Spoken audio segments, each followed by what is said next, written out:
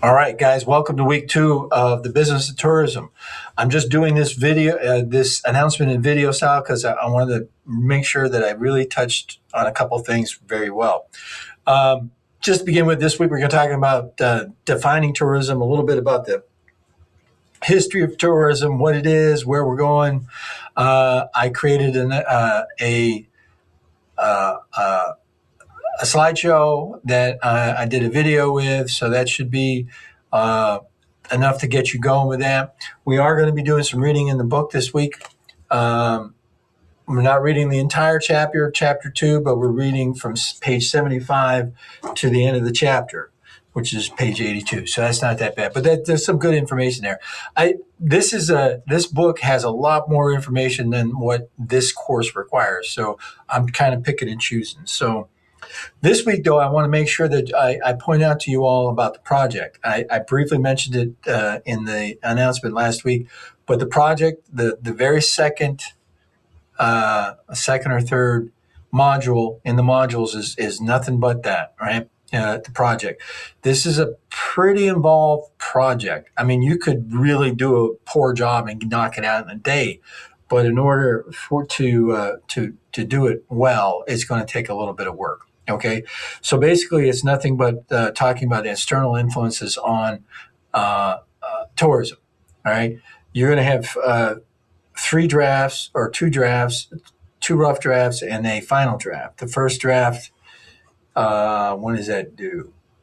I think it's due in the beginning of March. Anyway, you can look at that, but that's just part of it. If you want to do the whole, do a really rough draft of the whole thing and have me grading corrected, that's fine. But there's just going to be the first couple sections, and the second draft will be corrections to the first couple sections of the first draft, and then more.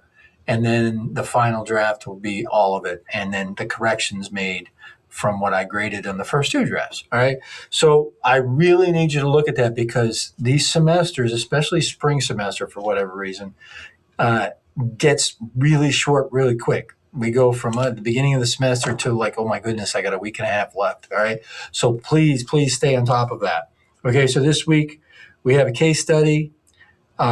Make sure one of you haven't done the EV, make sure that gets done.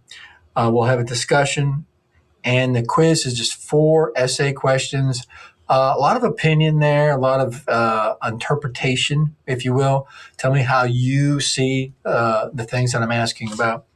You might, I'm perfectly okay with you. There's no time limit. You might pause it to do some research. I would ask that you don't do research through AI. Actually research some real produced websites or books or magazines or whatnot, because the AI is not always good, all right, right now. And but go ahead and do the research on that. And that's basically it. I really wanted to touch on the project, and then the discussions. Now, let me talk to you about the discussions. Right now, it's Friday, and only one person has done week 1's discussion, anything in that discussion.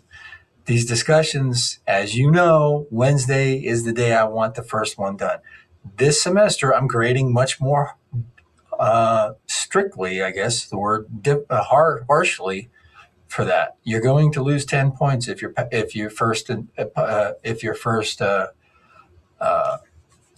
reply is after Wednesday. All right. I want it done before Wednesday so we can have a discussion, especially now we only have 3 people. If it's only 3 people and one person does it on time and no one else does it by the end of the week, well, that person does it on time. They want to get their stuff done. They don't want to be at their computer 11:59 p.m. on Sunday. So you're making it difficult for each other. So please do that. Okay. Other than that, let's move forward. And I look forward to talking to you all in the discussion. All right. Have a good week.